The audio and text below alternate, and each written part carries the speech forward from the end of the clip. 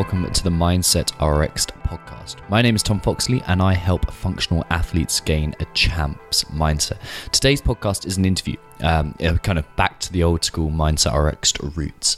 The podcast guest is a brilliant man by the name of Cody Burkhart, and I'm blown away by the stuff that he goes into, his perspective of the world, his perspective of mindset and emotional control, and the man he is. And I think there's so much we can learn from it. I said to him, I can't remember whether it was after the show or right at the end of this episode, but I said to him that I always know it's going to be a good podcast when I've got through a tenth of the questions that I ask, and I've made more personal notes for me to action afterwards than I've made questions before the show. To kind of give you an idea, it generally takes me about, 2.5 hours to kind of put together all the questions, to research and kind of get in touch with people. So it's a considerable amount of effort to ask those questions, and I've got a list of questions to kind of get through. Usually we don't get through all of them, but to get through so few is it's just a testament to Cody's knowledge, his interest, the way he handles it is fascinating, and to kind of make more notes than I had questions there. It's great. Particular highlights to me were talking about emotions and the way they shouldn't influence us, and then also the concept of mastery as well. And this is the mastery concept. I've taken an extract. I'm going to pump that straight into the Mindset RX coaching certification because it's just such high value. Anyway, I'm not going to waffle on too much longer, but if you enjoy the show, please subscribe, leave a 5-star review, and all that kind of jazz. So without further ado, here is Mr. Cody Burkhart, and welcome to the show. Good morning. How are you, sir? I'm excellent, thank you. So I think, as I was just saying to you, I've been looking at obviously you and what you've been doing, and the kind of the various corners that your career and your work has gone to, and also sneaking around in your personal life as much as well. But I have no idea, or I've little idea of how to introduce you other than a bunch of just words and achievements thrown together. So how would you introduce yourself, Cody? I think that my process of seeing myself evolves over time. Right now, from a quick snapshot, I'm a dad of 2 boys. Knox is 7 and Ever is just pulling up on 6 months. My wife is a special education program director.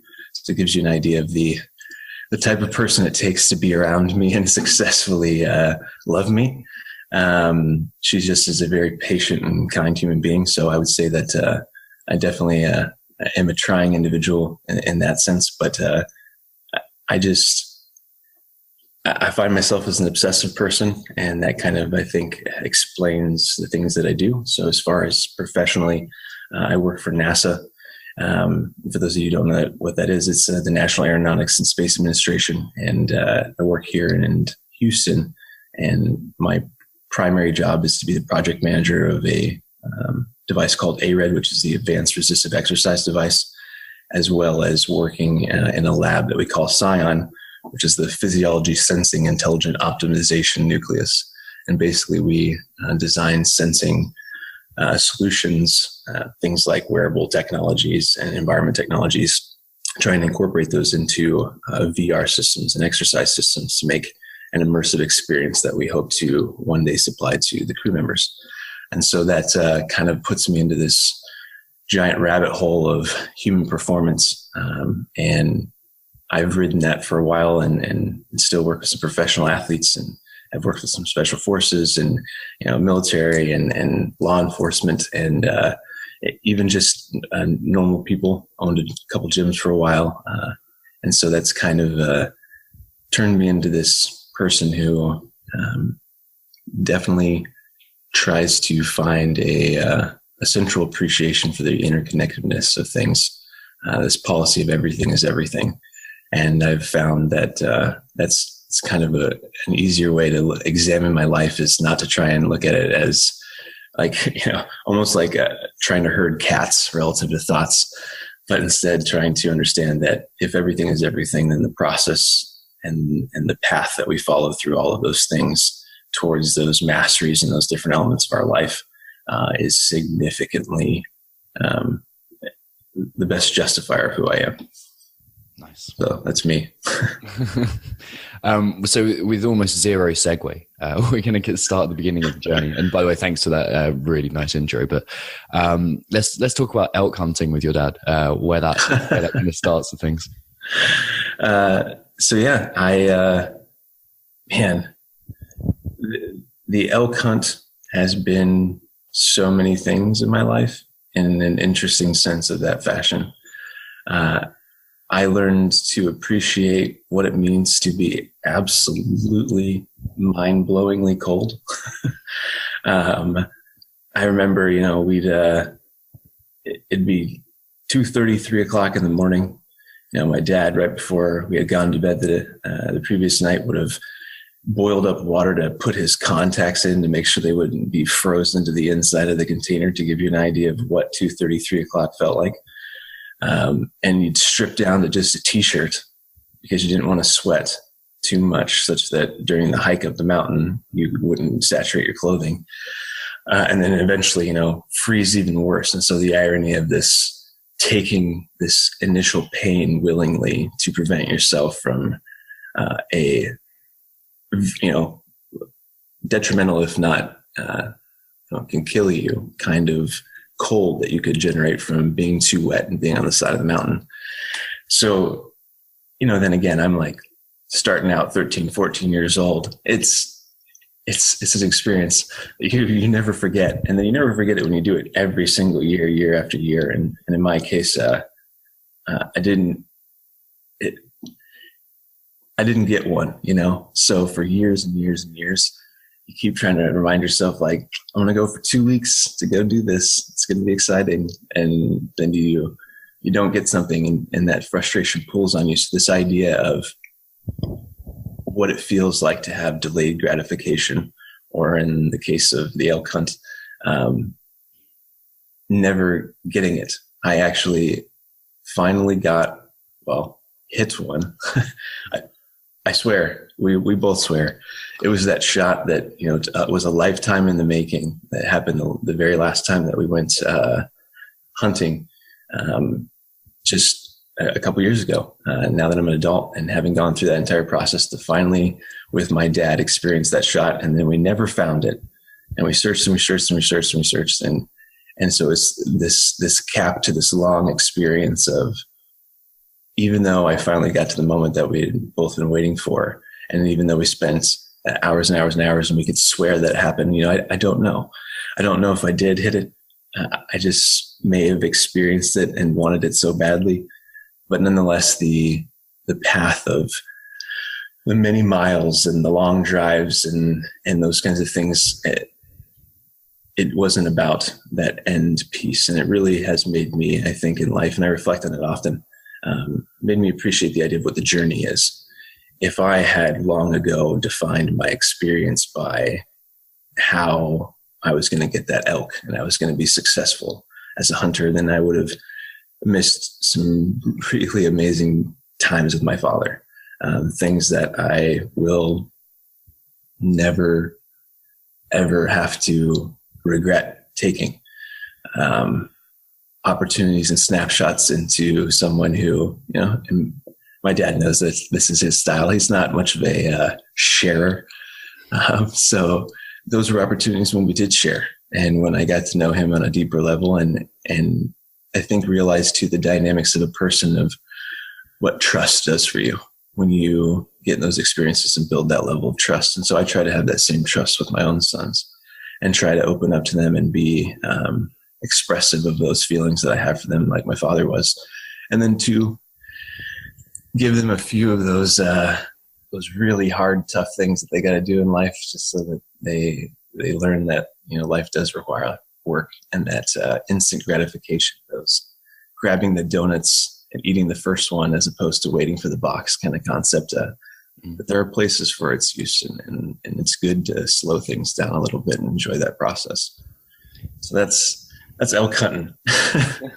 No, I love it. And like from the very brief correspondence I had with your dad, it seems like that was a kind of almost like an education system that you put together for you, like the experiencing hardship, embracing hardship. And I think that's amazing. And it obviously carries over because for everyone listening, it's 4 a.m. where you are, and you've just been in the ice bath to wake yourself up to get yourself ready to go, which is super impressive. How's that, to kind of leap around with in terms of timeline, how does that correspond to what you're doing with your own boys and the like kind of, obviously one's only 6 months, didn't you say? But I've heard of developing nasal cavities, ice baths, that kind of thing. So talk me through that. So if you look through my cell phone from some of the pictures I've taken, some of the videos I've taken, you'd swear that I abuse my children. I assure you that's probably the case. No, it's not the case to me, I think. And obviously some people will judge me by their own set of perceptions and categories, but I try to take as much time as I can to think about how I'm raising my sons. And that doesn't mean just freezing in the moment and pausing before I deliver something to them or to try and set something up. But at the same time, respecting that when I do react or do those kinds of things with them, that I reconsider what I've done after it's over so that I can process it and be better the next time. And that allows me to then, I think, see them for who they are a little bit better. As my 7-year-old son, Knox, has grown up, being able to understand that, all right, I was really mad right there and I became stern. But in reflection, this is what you know of him and what you know of his character and what you know of the things that are important to him. And if you take a step back, this is how you can see it. And I think that that's the relationship my dad definitely helped build, in the fact that no matter how many times we got in trouble, he'd always come back and tell us that he loved us, give us a hug, and make sure that we understood where he was with us. And I've tried to carry that over with my kids. I think too that I carry over my own aspect of the edginess of a male trying to deliver things in that social construct to his children. But I am stern. I am very to the point with my kids. Even the baby and Logan gives me a hard time about it because, he lacks the communication tools, yet I still have to feel that he needs to have the emotional recognition of me, and, but there's been some cool experiences. We've gotten Knox into, he and I we do Audible together in the morning every day to school. And we don't Audible like, I don't know, it's not cute little kids shows. We are doing Audible books of things like The Disappearing Spoon, where they're talking about the periodic table of elements and how the history of each one came to be. We go through those kinds of things, and we went through the oxygen advantage with Peter McCown. And so Knox got a full course and suite into what it means to breathe and all those things that are important. And so he wanted to start taping his mouth like I was. And so I have a picture on my phone of him wearing a dinosaur onesie with a sad face because it was dark, and I wanted to take a picture with a big piece of, waterproof tape across his mouth. And it looks as though he's been kidnapped and thrown into, the back of a van. And then I put that right next to a video of him screaming and begging me to pick him back out of the ice bucket while he's, in there for 2 minutes. But he now, sits in there for 2 minutes, and that's a big deal.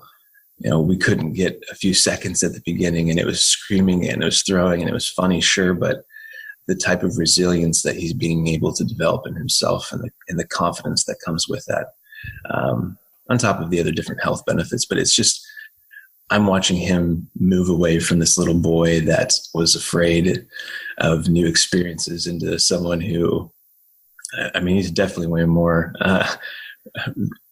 capable in a public situation than I am. He'll walk off into the store and just start talking to somebody. And I'm like, what are you? I'm glad you have confidence, but please, not every human being in the store. But I'm trying to do the same things now with a new lens with Ever. When I raised Knox, I will admit wholeheartedly, I was in a very different place about myself. And I was learning as much about who I was as about what it meant to be a parent and about who he was. And as a parent, I think one of the very first difficult skills you have to learn is that you have a significantly more massive toolbox of skills and abilities and perceptions and information and data than they do. But you're trying to analyze their actions, or at least I found I was trying to analyze their actions with which that they operate in this very narrow field where they don't have that much information because they're still trying to figure out the world, and they're still trying to figure out what's their ideas versus what's, the ideas of the collective minds around them.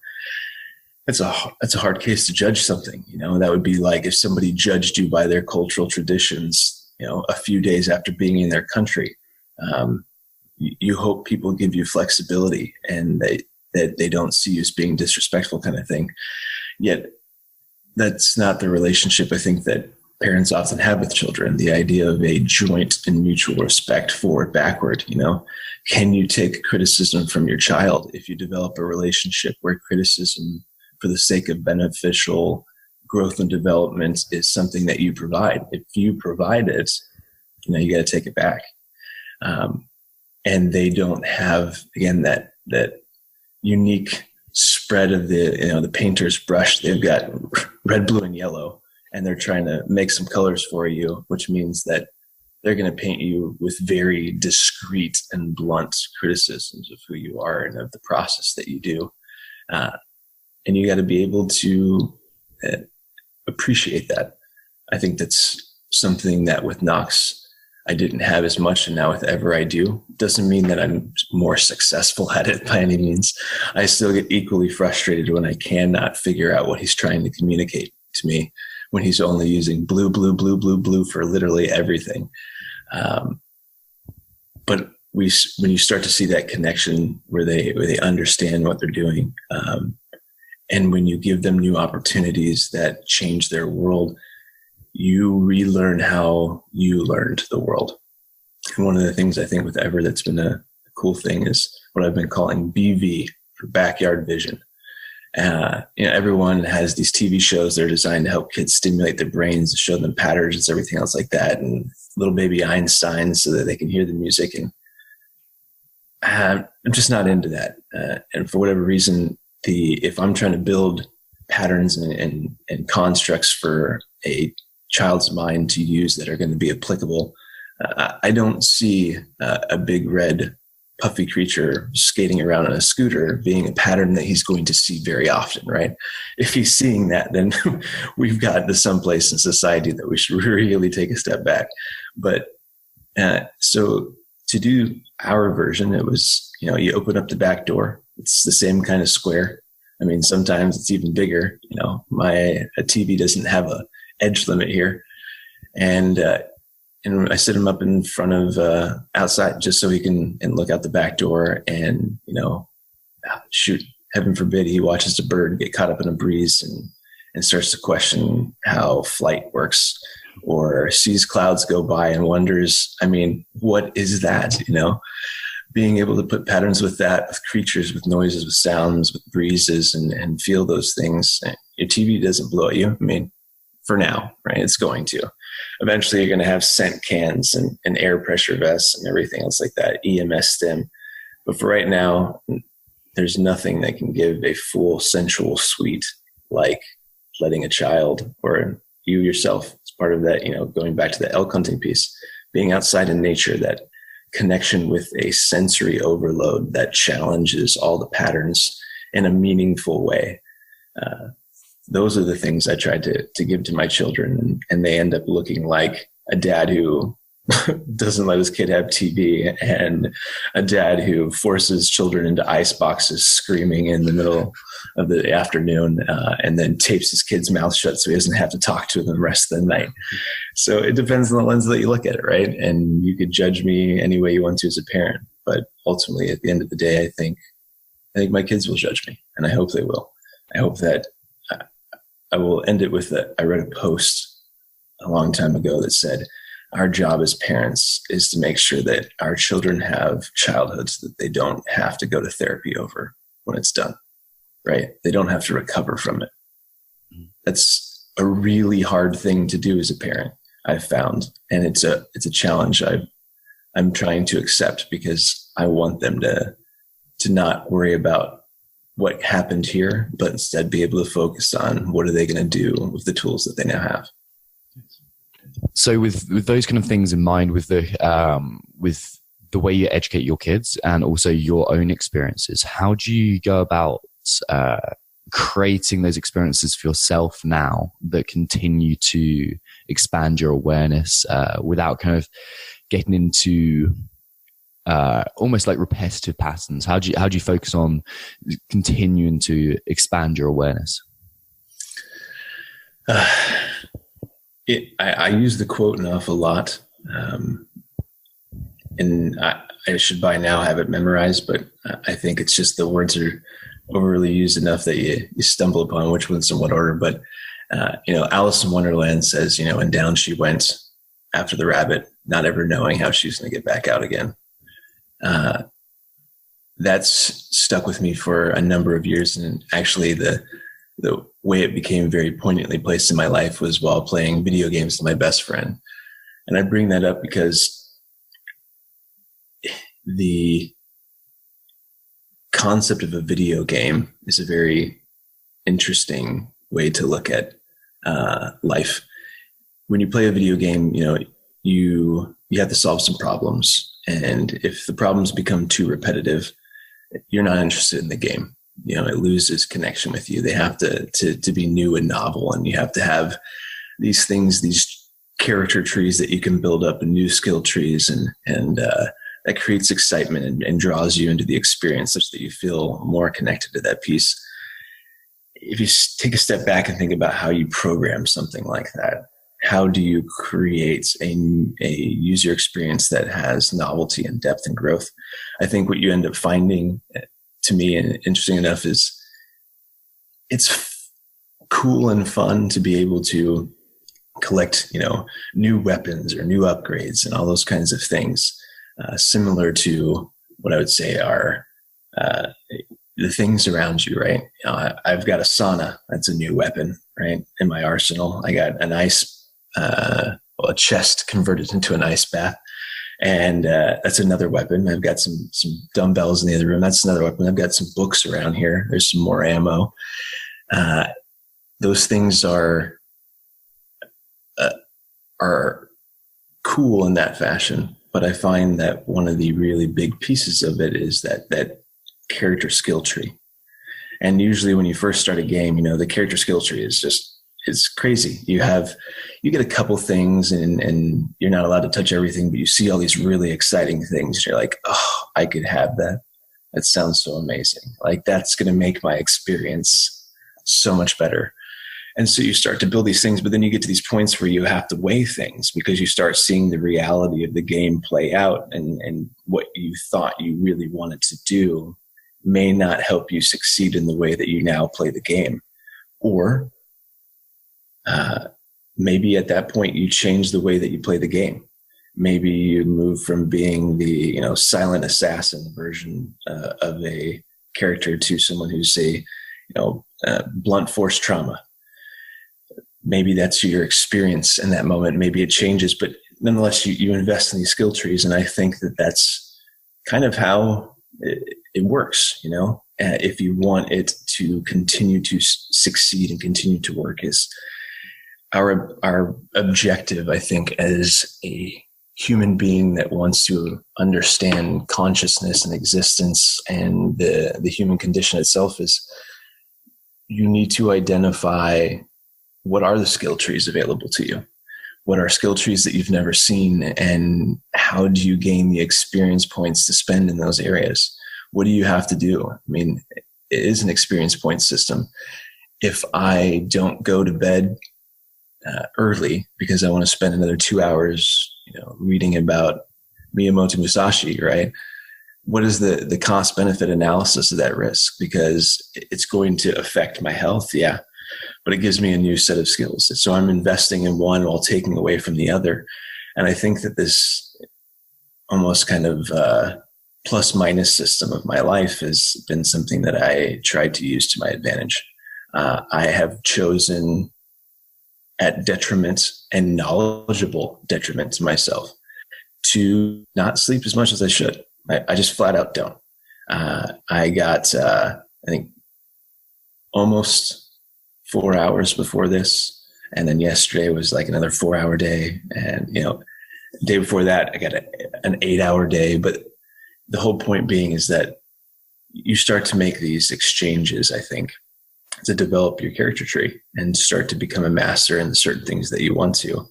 And what you find out is just like that character tree, sometimes as you're moving from level 1 to level 2, it opens up these other side levels that can go in different tangents, but you can get to them in other ways around the path. That to me is the, attachment of everything being everything. I will be interested in a episode of Chef's Table that spurns me into reading about someone and a technique that they use. And then, then I'm trying that technique, trying to cook dinner, seeing if I can mimic it, something silly like that. But it was something that inspired me enough by finding out how somebody put so much passion into this one idea that maybe it's worth evaluating. And I think that has become that drawing force, is that if you see somebody else with that skill and that skill tree and they're a master at it, to me, I go, wow, you spent all of your life, all of your hours, so much of yourself to be good at this one thing. Obviously, you think that that's really important, and I know nothing about it. So who am I right now, considering that I don't know anything about something that you are willing to risk your whole life for? And for me, it's a no-brainer. Like, I want to know now. Like, I want to know why you spent your whole life doing that. And I think that is what continues to drive me personally. I have an obsession with knowledge, yes, and I like to know a lot of things, but it's this Renaissance man concept of, not that I want to collect skills for the sake of my own celebratory cheers of saying like, oh yeah, well, I can do this, this, and this, but honestly, because I want to know what that thing is. If somebody is willing to give life, limb, a relationship, everything for, in pursuit of its perfection, there has to be something there that I can use in the things that I'm going to do. There has to be something there that is going to be valuable to my own path and my own skill tree. And so I just kind of keep drawing those connections as best as I can. It's like, before I get into the next question, it's so worth pointing out just how many people I've interviewed on this podcast who have developed a little obsession with Chef's Table and have extracted principles from it. Like, I don't know about you, but the first time I watched it, I was just blown away. Just staggered by what was there. In terms of drawing out that skill tree and looking at kind of like, because obviously we can look at individual skills that we get, or principles and values that we grow into. I assume you've spent a fair amount of time thinking about principles and values. So what are the kind of, where in that kind of skill tree analogy, where are you trying to grow in terms of values, and which are the ones that you're holding dear to you right now? I spent a really decent chunk of time over the past year with the idea of values. And what I'll say is I've been both successful and unsuccessful. What I wanted to be able to do is have a concept of what my values were, because as I realized, one of the bigger issues about who we are And I'm not intending to ruffle anyone's feathers with this, but I mean, if it does, then consider what that means about your own views of things right now. But we are born into a list of cultural, traditional, economic characteristics and settings that, depending on how you look at things, we either picked because we knew in a pre-veil time that those are the things that we're going to get ourselves into. But still, as we're going through the process, we don't recognize that. So no matter your belief in faith or not, it still means that we had to receive everyone else around us, the tribe's set of values to manage our lives by. And that's what we use our whole lives. And for many of us, our whole lives, we use the tribe's rules forever. And I had done that for a long time. And finally, I started hanging out with people that challenged those taboos, that forced me out of the box. And I got into things like, reading Mark's work and the different ideas of Buddha and Confucius, and getting into some of these kind of Socrates, these philosophical conversations, and started to realize that it was redundantly obvious that I needed to reassess my own value system, and that there was a lot of thought of people who liked to think, who focused on redefining values and understanding what values were important and why they were important. I can't really remember which of the philosopher origins it was. I apologize. I'll have to get it some other time for you. But there's a point where it talks about, are the values of honesty and charity and those kinds of things, are those values only successful values because at the time that they were created from, religious organizations, they were for the poor. You didn't have to have money to have those values. Power wasn't one of them, because the people of the, poor classes didn't have power. So it wouldn't be something that would draw them in to have that as your core value of your religion.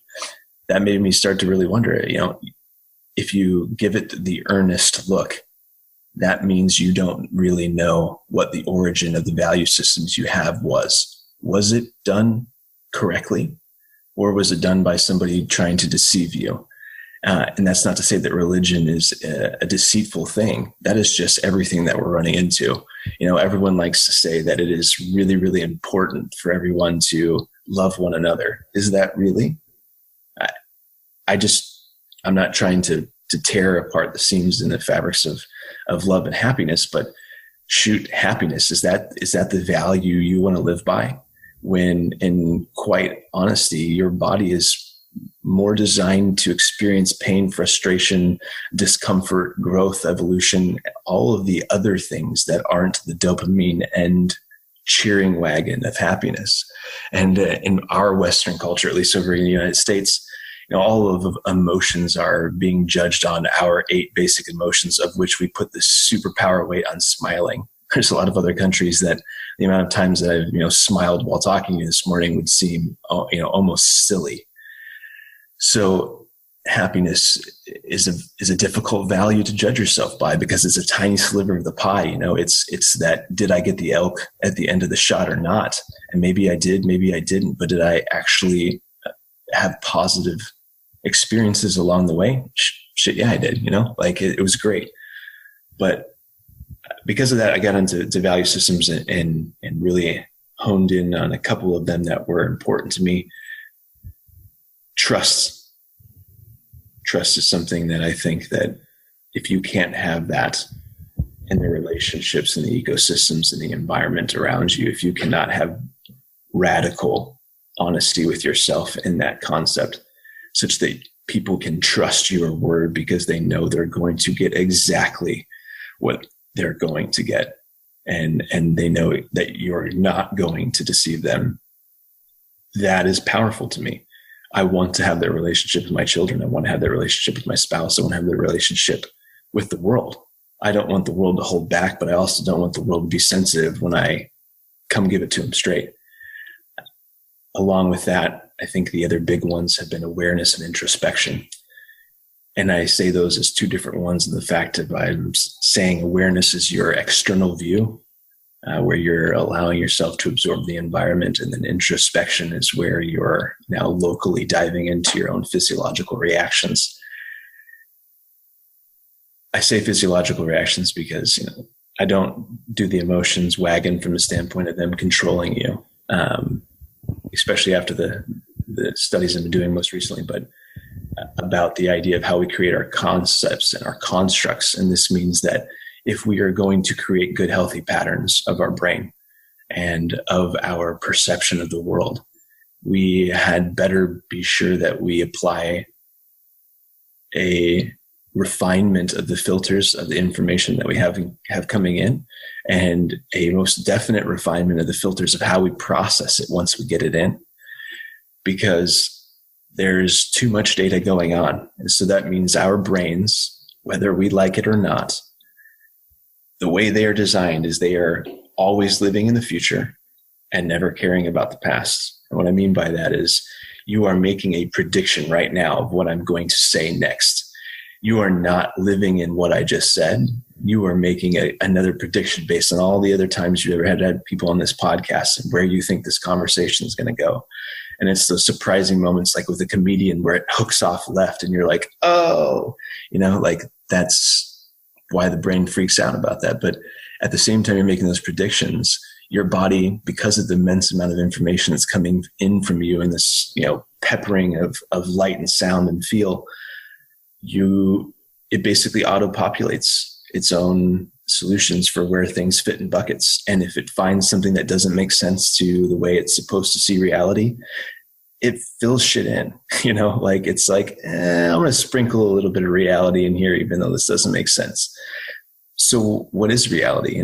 It is the filter of those two different pieces of information. If we want to have an existence and a reality that we understand, we need to make sure that we adjust those filters real time and allow ourselves to, after an event has happened, go back and reprocess.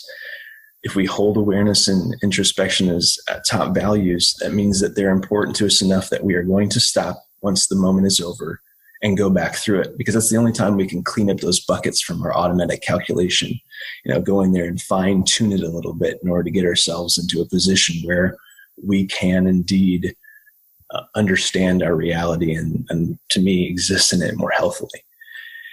And I think from a standpoint of things right now, those three are enough. It's not to say that there aren't more. Those three are enough right now for me to process through, to battle test, and to try and see if they stand the test of time over, however long that is before I decide to add a new one in there. I want to make sure that if the value is the right value for me, I won't be ashamed of using it and holding to it above all else. The trust one, that one's the hard one, right? I mean, we can all say trust is a value, but can you really be honest with yourself? Can you really sit in the middle of your living room and be like, I have no fucking idea what I do with my life, and truly mean it? And then tell yourself, well, okay, what are we going to do about it, right? Trust is a hard one with your kids when you desperately want them not to know the answer to the next part of but why, daddy? Juggling with yourself of, do I tell them? Like, this is real far for someone his age. Do I tell them? Do I lie? Do I pause? What do I say? So those are the things for values that I'm working on right now. I've got like 1,000 points to make from that and different directions to go. I'd love to hear, first of all, a bit more of your view on physiological responses versus emotions, and emotions being in control of us or not, or not being in control of us, as you kind of put it. So I'm just going to leave that there and let you go wild. Okay. So the concept of emotions that I think the world is used to is this, the idea of the big eight, as they were, and saying that your body is reacts to emotions. And that's when you're emotional, it changes the situation such that you can be judged under almost a different set of rules, right? When somebody's pissed off, that's not the time that you ask them to help you with the homework assignment kind of thing, right? But I was really, in that same loop of being told by many people, that I need to be less reactive. And so suddenly there's this conversation that there's no emotion circuit. And I'm like, go on, right? Like, so you're telling me they're not real. And then the idea of a person not being a reactive quantity, that we cannot react because here's a good example, an easy example. If somebody threw a ball at you right now, there's a likelihood, probably a decent likelihood, depending on the angle that it comes at, that you'd be able to dodge it. You have no idea it's coming. There is no way that if you are reactive to the idea of saying, that's a ball, I should probably move, let's move, that you would be able to do that. Your body has to make the assumption first and then explain reality later. And if that's the case, the idea of an emotion is nothing more than us trying to explain the reality or the combination of inputs that we're receiving at that time so that we can assess what just happened, so that we can put some explanation to it. Because why else would we move away from this, changing velocity and position object that's reflecting, photons of light into our eyeballs and our peripherals, in this case, not even in color, right? Blacks and whites, but our survival mechanism says when shit comes at you, suddenly move, right? If I do that to my infant son, he just closes his eyes and opens his mouth, right? Like, I'm not moving, but I'm still protecting myself, even at this young age. And so this idea of emotion being a word now, as opposed to a physical thing, changes everything to me. And it makes more sense to me now than it ever has, because it was always frustrating. I was always so frustrated to be told, like, you're just, an emotional reactive person. You're not a proactive person. I'm like, I try. I don't understand. It's when I get into the situation and things don't align to my expectations that I become this way. That anxiety concept. And for me, I realized the anxiety concept was that frustration with feeling that my patterns for identifying the world that the tribe had given me were the right ones. And then finding myself, because of my quest for new and different and exciting things, and for searching out people who were masters in things and diving into these, deep, dark knowledge holes, that I was finding myself in uncomfortable places where I didn't have tools to succeed. And what I mean by no tools to succeed, I didn't have categories to describe these things. I didn't know this space or that space. And so that meant that I came off as the, emotional reactive character. And to now be able to say, no, that I'm just creating the words means now I get to be the wordsmith, right? I can define my experience as a story as opposed to defining my experience as a word. I don't have to say I was angry. I can explain to my son that I'm both frustrated, appreciative, and disappointed. And we can have that earnest conversation.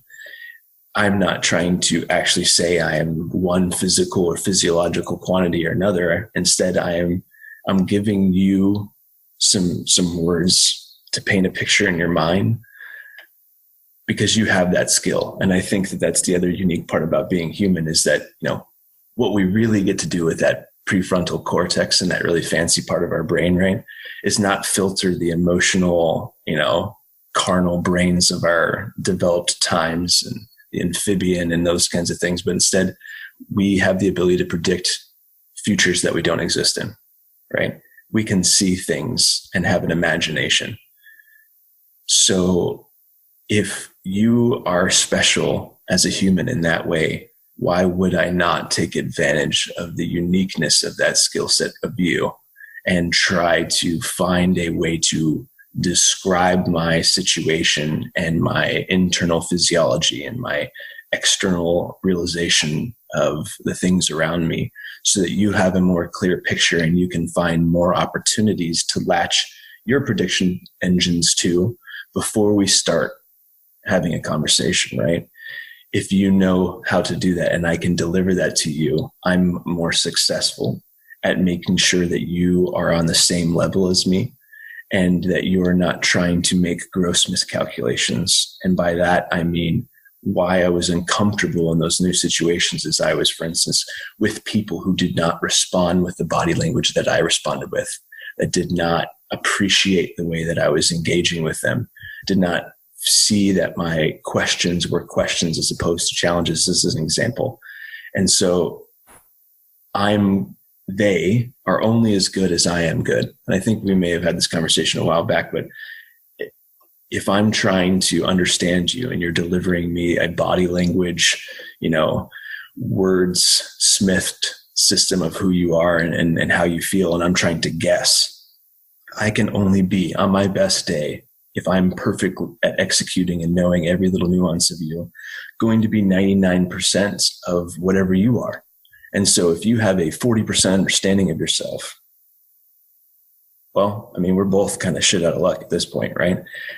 You're going to give me body language that confuses me and doesn't align with my pattern systems. And suddenly I'm going to perceive that, honey, why are you upset?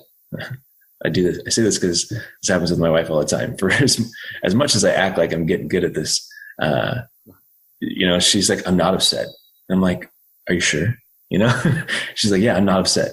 And so we're going to fail. We're not going to do that great at being able to predict others' emotions. So if we want to be better at it, we have to let go of the fact that emotions are a physical thing, a structural, biological thing that is creating our choices in the world, and instead realize that they are simply ways for us to explain situations, just like words, just like, chair and table and computer and podcast. That's ammunition, because now suddenly it's not a game of emotion and can you be emotionally controlled or can you deal with your emotions, right? It's, so how are you going to describe your existence? That's totally different. I mean, just quite honestly, you are no longer being told what your reality is. You're getting to decide how you want to explain it to others, which means if you want to change kind of the dialogue or you want to change the storyline a little bit and realize that, maybe I was wrong on how I originally analyzed this, you can. And the example in the book by Barrett Friedman, she talks about how she goes to dinner and with this gentleman for a first date, and she feels the fluttering in her stomach, and she thinks, well, maybe I didn't really think he was that cute, but maybe there's a chemistry. She's like, and then I went home and had the flu, and she's like, had I made all of my judgments and never considered it later, I might have gone on another date because I might have been like, hey, this was right. But really the flutters in my stomach were the fact that I was about to have the flu. We got to be able to realize that, at least with how we categorize things for emotional sake, is that instead of allowing emotion to be driving the engine forward, we should see emotion as our ability to look backward at the end of the train and say, this is where I was. And now that I'm here, how does it look?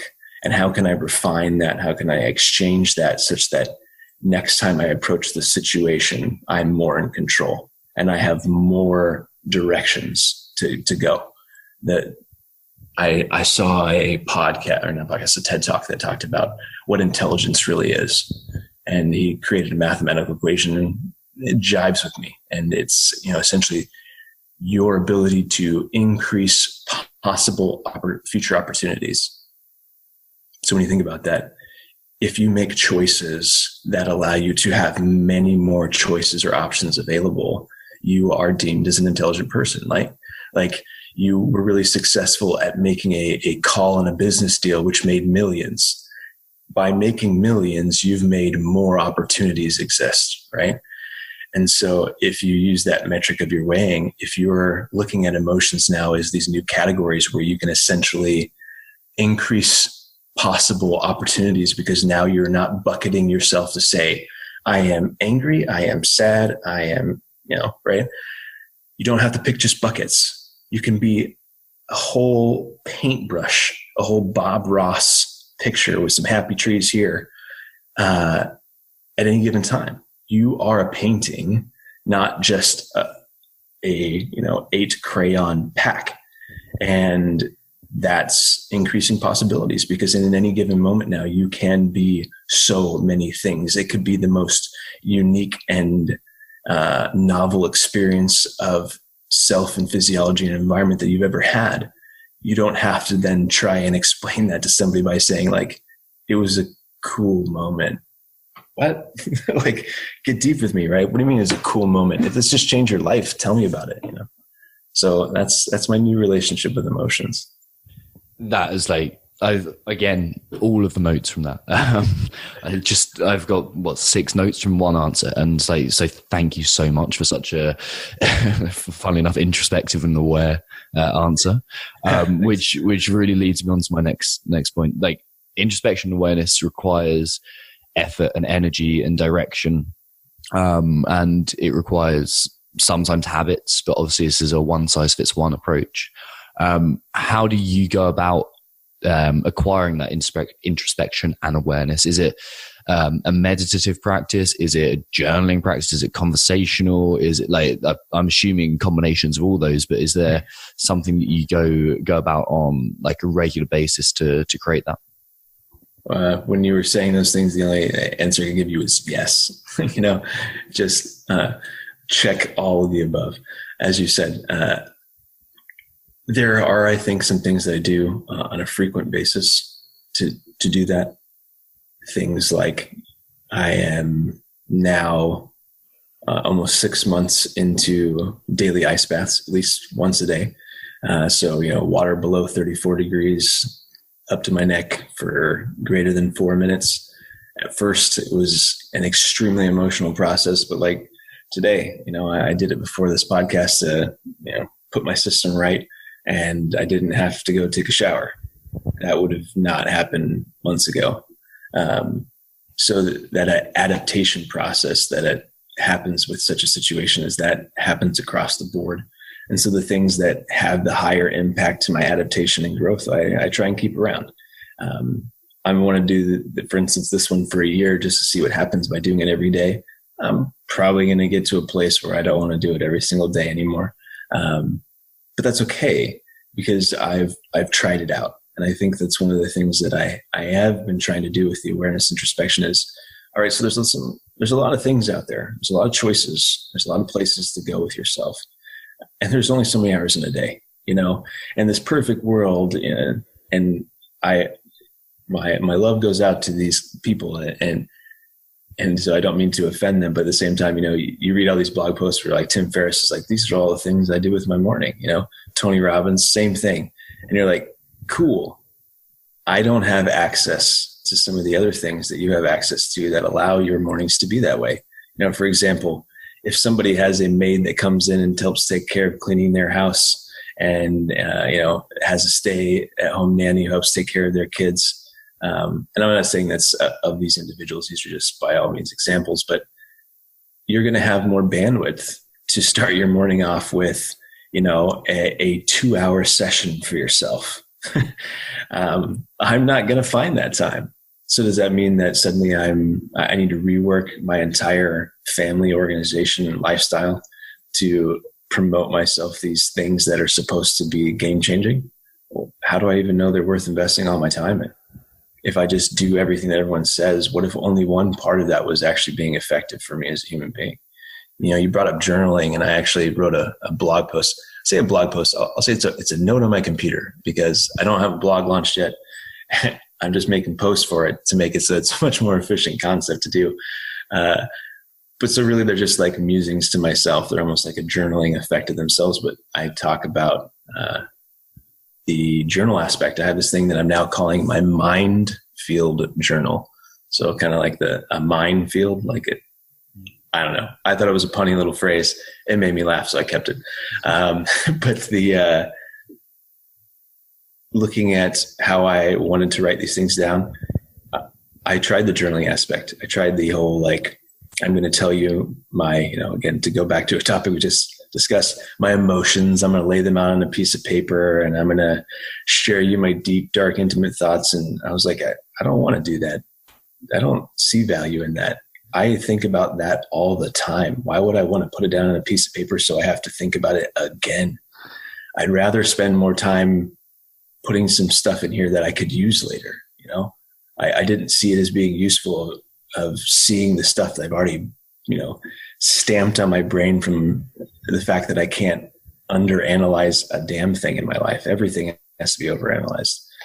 So the journal piece became for me just this, not this daily requirement, but this little tool that sat there and said, hey, if you see something cool, if an idea strikes your mind, if you can't get it out of yourself, just put it here, give it a date, put it in pen so that it's there, so that someday when you want it to come back to it, you'll remember where it is. It's still there. Those are some of the things I tried to maintain. But more so, I am always trying to pay attention for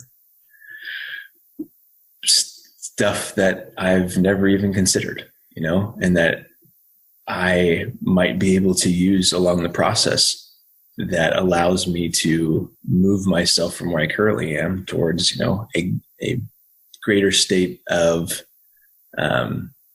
mastery. And so I find myself within this introspection and awareness trying to say, how can I use these new things to enhance those two things?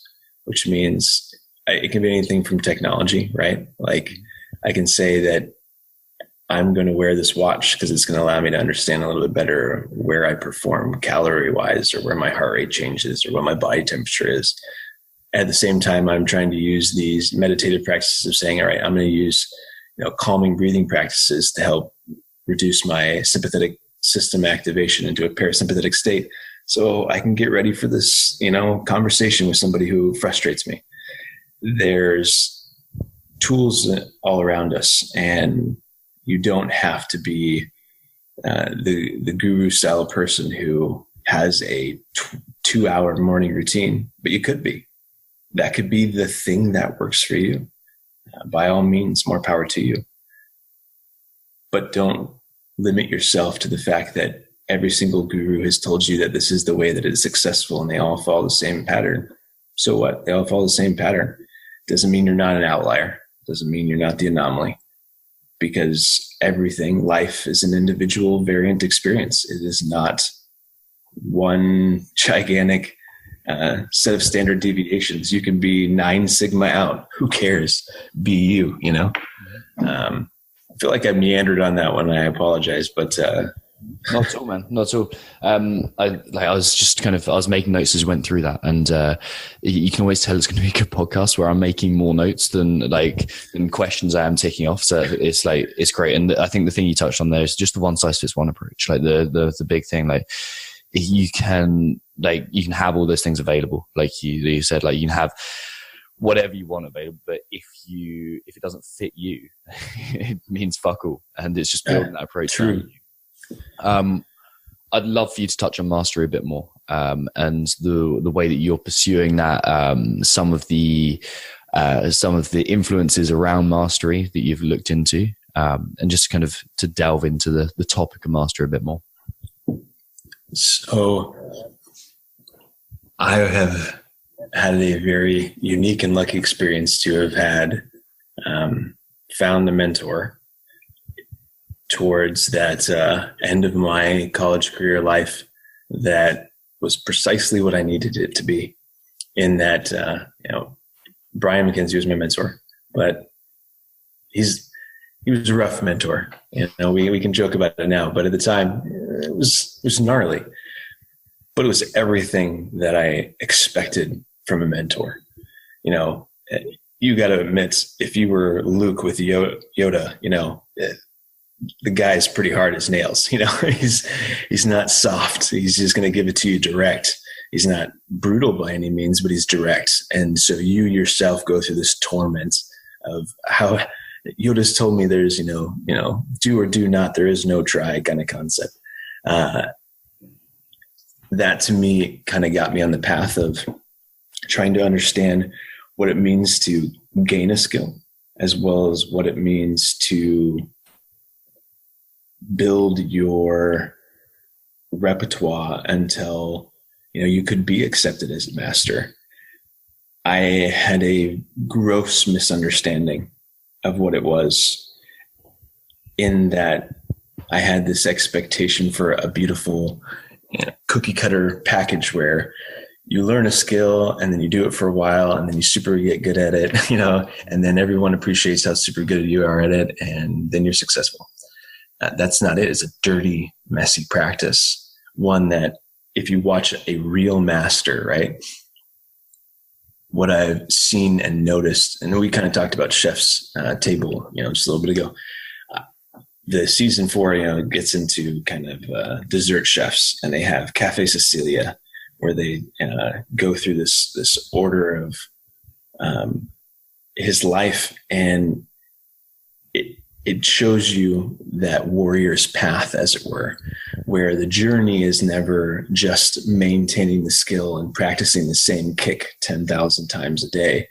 Instead, it's practicing the same kick and then realizing that you need to be better at your hip shift. And so now you're practicing hip shifting 1,000 times a day, not the kick, right? And then you realize you need to be lighter on your left foot to get your right power.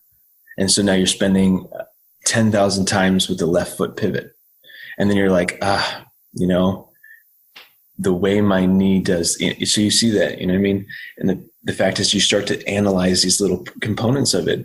And then suddenly you're like a layer deeper goes, individuals, and they start to go, the clothing I'm wearing is restricted. I need a different designer. So I need to explore new options for this.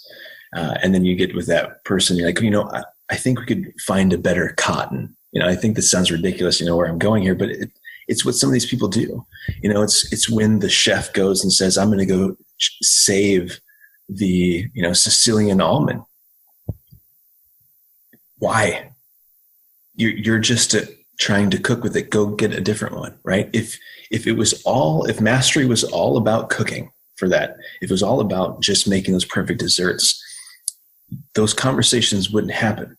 He would have no care or concern to save the almond of Sicilia.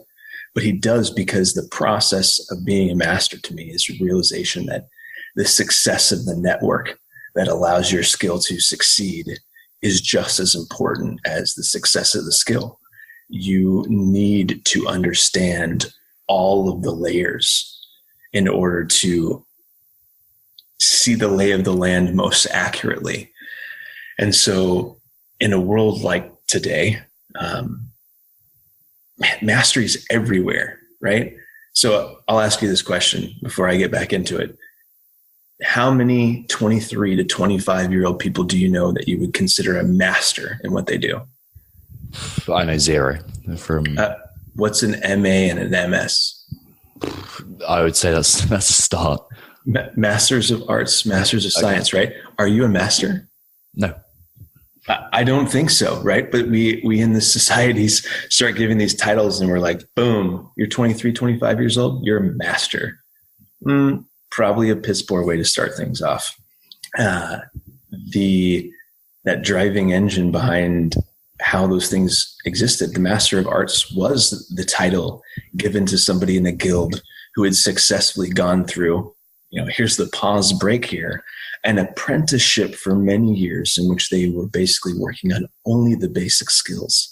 Then began a journeyman that included a journey where they were required to go many years off into other people's masteries to learn new methods and skills and deviations from what they had learned originally. And they were required to do this before they were allowed to come back and then hopefully find themselves over time and through practice of the art in the field, get to a point where they could create something that was their masterful project. And once they made their masterful project, they were weighed by all the rest of the masters of the guild to say whether or not they should be deemed a master, such that they became the master of that art, master of arts, right? Does not sound like what I see. Yeah, sure. Students in those master's programs that have a thesis will work on the development of this new idea.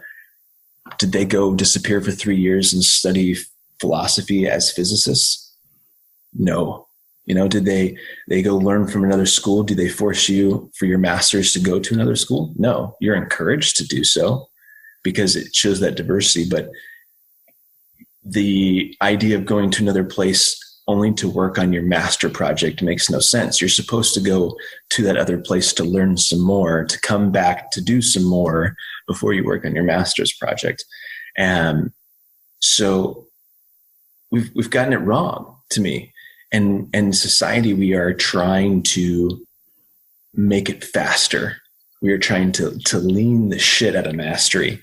How can I get somebody to be an expert within 3 to 5 years, right? This is the plan. I'm going to teach you the skills to be a master at this faster than possible. That's not the point. That's a dilettante, right? That's a skillful person. That is somebody who has acquired a high level of accuracy at an individual activity. That's not a master, because the master understands the entire nature of the ecosystem within which their skill survives and within which they as a human being interact with the world. You never, ever find a master in any of the books and any of those kinds of things, a true master that, we like to think about in the sense of it, who doesn't have a view on the world that is earth-shatteringly like, holy crap, it just blew my mind, right? The way they speak, the way they talk, the way they execute. The chef's table, you don't get drawn into their food as much as you get drawn into this impactful way that they have gotten to where they've gotten, and the depth of connection that you can find in your own personal life. I'm not a chef, I like to cook, sure, but I'm not a chef. I'm drawn to their storylines because it mimics my own, because their obsessions mimic my own. And to me, that's the part of mastery that we've kind of knifed off. So what does that look like, right? From a societal standpoint, to me, that looks like you've got a lot of really quote unquote smart, skilled people who have no idea how their expertise impacts the world around them. And they have no idea how to draw power out of it to be successful in other avenues of their life. So they don't. They choose to stay away from those things. They choose to try and let a guru, who's, again, for the most part, a lot of these guru kind of concepts and deliveries, they're con artists. They build your confidence. Don't get mad, if that offends people, but they're con artists. That's what they do. They build confidence. And then with that confidence, they can move you to do things.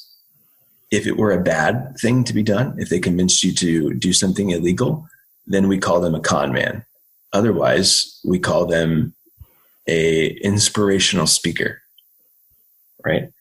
So, you got to be careful, because masters catch that. They catch the fact of what is the difference between what is being delivered as an inspirational speaker and what is reality. They can draw from it what they need to. They can, to quote Bruce Lee, take what you want, leave what you don't, and then add what is uniquely your own. That is a level of mastery that a person needs. And in order to achieve that, this is kind of the bummer that we get going here, is that if you're gutting this off, if you're trying to make people super experts at something so quickly, and you're removing that process piece, if you're removing that time at 2:30 in the morning, walking up the side of a frozen mountain, if you remove that and just plop them down on the side of the mountain right where they're supposed to shoot the animal, they shoot the animal and you move on, you're not teaching them survival skills. you're teaching them that all that matters is the all-powerful consumer element. How good are you at this, and how can you monetize it quickly? Because that's what corporations are trying to do with mastery. That's what people are trying to be like, hey, I'm going to teach you how to make $1,000 a day. Like, check out my Lamborghinis. Like that's what we're teaching. We're not teaching people how to code. We're not teaching people how to interact and engage with their environment such that they can provide value to the entire ecosystem. They're providing value just to this engine of $1. And it's all because we wanted to, as a general rule of thumb, refine and shrink the timeline of that huge apprentice to journey to journeymanship to return to master's product to master status, because we all wanted the power without what was required along that process. And I think that we need to change that. I think instead what we should do, and I've found from the research I've been doing into guilds and stuff like that, is one of the reasons the guilds failed was in different avenues, but the guild, which is essentially where the apprenticeship process, the mastery process started from, was built such that you could share within your group the skills or the mysteries or those trade secrets that you had, and you could then produce a product and deliver it. And it created some very unique things, like a particular place would always make this product, and it was the highest quality. So suddenly, the Sicilian almond had a very unique level of cultural appreciation where it was different. French wine and the things that went along with that mentality. That's a powerful statement that the guilds were able to build within themselves. And then they, over time, I think that's when the lines got blurred, but they started getting protections from the governments and from religious organizations to make sure that they were the only ones allowed to participate in that space, such that somebody couldn't in and take the profits and take their ideas. But it was based, some of the origin of it, on the sharing of knowledge and writing books. So some of the first guilds were paper guilds, and they realized that it was an important thing to own the paper, because they wanted to be able to write the books so they could take the ideas from the scholars and put them in the books and process them. And then the scholars would receive, money for their sharing of ideas. And they would do these things in front of rooms full of other scholars and rooms full of other students and people and individuals, so that the person writing the book, wouldn't be able to kind of fudge their own words into it. But you create the structure for sharing and gaining knowledge. And then somewhere along the way, it always gets wrapped into consumerism. The fact is corporations. The word corporations comes from, corpus, or the Roman guild name. Everything around us, the businesses that we have are these guilds. And they were supposed to be built on a concept of mastery. They were supposed to be built on a concept of sharing and growing ideas. And now they're more built on the other part of it, which was the trade secrets and the Illuminati version of your guild. They're built on those things where you don't share with others, where you try and block somebody out of a market. And I think that is an irony. You have this tool of mastery that was designed to be so successful at interconnecting people to the various layers of life, juxtapositioned against stone walls and force fields and security guard checkpoints over closed boxes inside of gigantic vaults of the special trade secret, the trades sauce, as it were. And that, I think, has been the detriment of what mastery could have become. It's been pulled away by that trade secret piece to take away the interconnectedness to the human condition, to expose only the parts of it that are the trade secret skill enhancement segments, because that's safer. You don't want somebody to realize that the thing that they're building for you, if they released it to the public, could change the world in a heartbeat.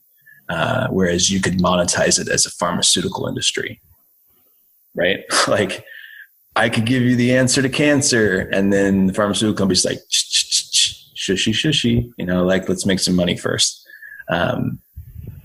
So mastery in and of itself, I think needs a refresher.